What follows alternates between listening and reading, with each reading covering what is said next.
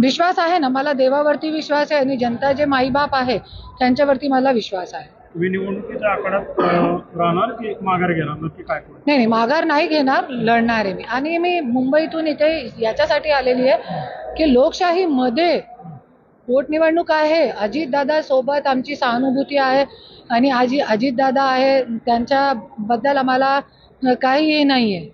पण लोकशाहीमध्ये लोकशाही जरी जिवंत ठेवायची आहे, नाही तर तुम्ही बघू शकता आज पूर्ण पूर्ण महाराष्ट्रामध्ये घराणेशाही सुरू आहे.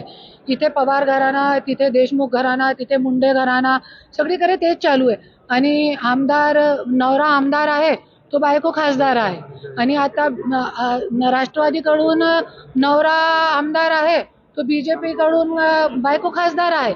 आणि त्यांचे जे घरके आहे, मुलगा मुलगी सून आणि ते काय काय असतात परिवारमध्ये, सगळे परिवारचे लोक, जिल्हा परिषद पंचायत समिती, हे सगळं मध्ये असे पसरलेले आहे. तो पूर्ण घराणेशाहीचे जे जड आहे ते पूर्ण अशी पसरलेली आहे की त्यांना काढणं खूप मतलब अवघड आहे.